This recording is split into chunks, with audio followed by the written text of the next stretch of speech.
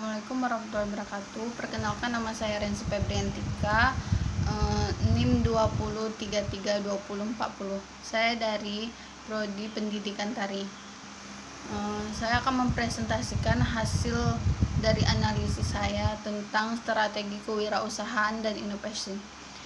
Yang pertama itu ada manajemen kewirausahaan. Wirausahawan menggunakan proses inovasi sebagai alat pemberdayaan sumber-sumber untuk menciptakan suatu nilai barang dan jasa.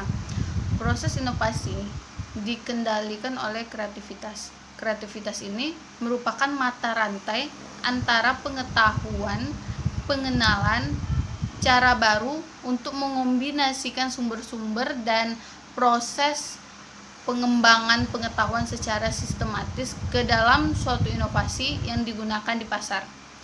Jika manajemen kewirausahaan menyangkut lingkungan internasional perusahaan, maka strategi kewirausahaan menyangkut kesesuaian kemampuan internal dan aktivitas perusahaan dengan lingkungan eksternal, di mana perusahaan harus bersaing dengan menggunakan keputusan-keputusan strategis. Yang kedua itu ada wirausahawan sebagai manajemen strategis. Menurut Hanger dan Whelan, wirausahawan sering didefinisikan sebagai seorang yang mengorganisasi dan mengelola sebuah bisnis dan mengambil resiko untuk mendapatkan keuntungan, serta pada ujungnya merupakan seorang manajer strategis. Ia akan membuat keputusan strategis dan operasional untuk semua level strategi. Yang ketiga ada manfaat manajemen strategis bagi perusahaan kecil. Manajer strategis tidak hanya bermanfaat bagi perusahaan besar, namun juga perusahaan kecil. Manajemen strategis berkaitan erat dengan kinerja keuangan perusahaan kecil. Ada 4 alasan yang mendasari perusahaan kecil untuk tidak menggunakan manajemen strategis. Yaitu yang pertama, tidak cukup waktu. Yang kedua itu tidak mengenal dengan baik perencana strategis. Ketiga, kurangnya keahlian. Keempat, kurangnya rasa percaya dan keterbukaan. Peneliti mengemukakan bahwa perusahaan kecil dan sebagai berkembang akan lebih sukses jika melibatkan isu-isu strategis dan menerapkan manajemen strategi yang berfokus pada keputusan dan tindakan manajerial yang menentukan kinerja perusahaan dalam jangka panjang. Terus selanjutnya itu nomor 4, sumber inovasi. Menurut Pater Drucker, terdapat 7 sumber inovasi, yaitu pertama hal yang tidak diharapkan. Yang kedua ada sesuatu yang bertentangan. Ketiga, inovasi berdasarkan kebutuhan proses. Yang keempat, perubahan dalam industri atau struktur pasar. 5, demografis. Keenam, perusahaan persepsi sesuatu, hati dan arti hidup. Yang terakhir itu yang ketujuh, pengetahuan baru. Oke, selanjutnya itu penerapan strategi. Penerapan strategi ini dalam melakukan strategi usahanya, wirausahawan bisa memiliki 1 dari 4 strategi berikut. Itu yang pertama, berada pertama di pasar dengan produk dan jasa baru. Yang kedua itu posisikan produk dan jasa baru tersebut pada pasar ceruk atau segmen yang tidak terlayani. Itu yang ketiga, fokuskan barang dan jasa pada relung yang kecil tetapi bisa bertahan. Selanjutnya yang keempat, mengubah karakteristik produk pasar atau industri. Strategi pertama yaitu strategi untuk berada pertama di pasar dengan produk dan jasa baru sering dipilih oleh wirausahawan atau terutama pengusaha baru, meskipun paling berisiko. Jika strategi ini berhasil, Langkah selanjutnya adalah mempertahankan posisi kepemimpinan pasar atau market leader. Strategi kedua menyangkut pengembangan keterampilan untuk menggapai peluang yang diciptakan oleh perusahaan yang berada di pasar pertama. Yang sering terjadi adalah banyak peniru atau imitator memperbaiki atau memodifikasi barang dan jasa untuk menciptakan nilai yang lebih tinggi bagi pembeli. Bila demikian, wirausahawan perlu memindahkan daya saingnya ke segmen pasar kecil yang dipandang perusahaan tidak memiliki peluang. Strategi yang ketiga yaitu perubahan karakteristik produk, pasar, atau industri yang berbisnis pada inovasi.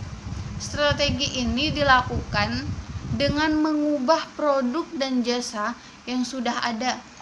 Misalnya, mengubah manfaat, nilai, dan karakteristik lainnya. Strategi ini menciptakan inovasi dengan salah satu cara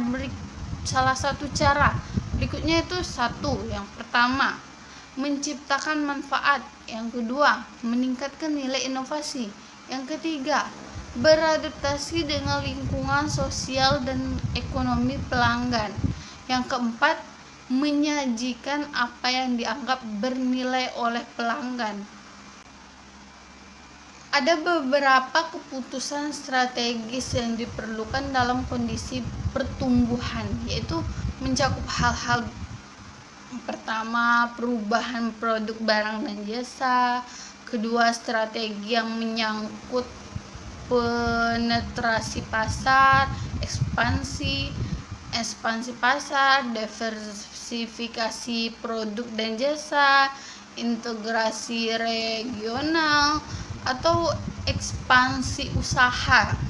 Yang ketiga itu selanjutnya kemampuan untuk memperoleh modal investasi dalam rangka penelitian dan pengembangan proses produksi dan penggantian peralatan, dan dalam rangka menambahkan SDM. Yang keempat, analisis sumber daya manusia sehingga memiliki keterampilan unik untuk mengimplementasikan strategi. Kelima, analisis pesaing baik yang ada maupun yang potensial untuk memantapkan strategi bersaing. Yang keenam, kemampuan untuk menopang keunggulan strategi perusahaan dan untuk memodifikasi strategi dalam menghadapi perubahan permintaan pelanggan dan perilaku strategi persaingan baru. Yang ketujuh itu penentuan harga barang dan jasa untuk jangka pendek dan jangka panjang. 8, interaksi dengan masyarakat luas. 9, yang terakhir itu pengaruh pertumbuhan perusahaan yang cepat terhadap aliran kas. Adapun strategi untuk pemimpin pasar, market leader. Yang pertama itu bersikap menyerang dan agresif untuk mempertahankan pangsa pasar. Yang kedua, bersiap bertahan dan tidak terlalu agresif. 3, tidak boleh ada anggapan bahwa perusahaan yang berhasil tidak memiliki tantangan. Selanjutnya ada strategi untuk bukan pemimpin pasar. Yang pertama, secara agresif menggunakan kompetensi terbaiknya untuk meraih peluang pasar sehingga tidak tertanding-tandingi lagi pesaingnya. Yang kedua, mengembangkan strategi sebagai follower leader. Adapun strategi lainnya, yang pertama, pertahanan bersaing. Kedua, mencoba untuk produk menjadi big hitter dan tidak berkonsentrasi pada perbaikan keberhasilan produk yang sudah ada.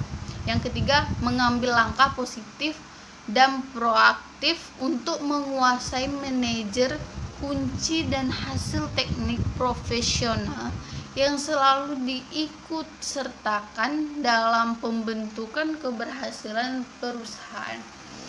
Perusahaan baru dapat melakukan beberapa hal untuk meraih kesuksesannya, seperti yang telah dikemukakan oleh Hofer dan Sedberg, yaitu fokus pada industri yang sedang mengalami perubahan peraturan dan teknologi secara berarti.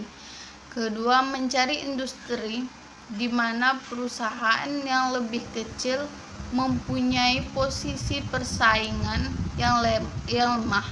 Yang ketiga, mencari industri yang memungkinkan perusahaan menciptakan halangan masuk yang tinggi bagi pesaing potensial.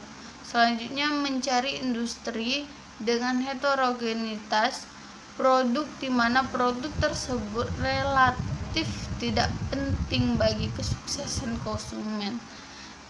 Selanjutnya, mendiferensiasi produk sehingga tetap hidup pada persaingan yang dihadapi untuk memperoleh pelanggan. Selanjutnya, memfokuskan upaya diferensiasi pada kualitas produk, pendekatan pemasaran, layanan pelanggan dengan tetap mempertimbangkan aspek harga yang memadai. Selanjutnya, menguasai segmen pasar yang dimasuki. Selanjutnya, menekankan pada aspek inovasi, khususnya inovasi produk yang menyatu secara integral pada kemampuan organisasi. Dan yang terakhir itu mengupayakan pertumbuhan yang alamiah dan organik melalui fleksibilitas dan kesempatan yang pada akhirnya akan menciptakan kekuatan organisasi. Mungkin itu saja yang bisa saya sampaikan, saya presentasikan dari hasil analisis saya. Bila ada salah, saya mohon maaf. Kepada Tuhan saya mohon ampun. Wabillahi taufiq wal hidayah. Wassalamualaikum warahmatullahi wabarakatuh.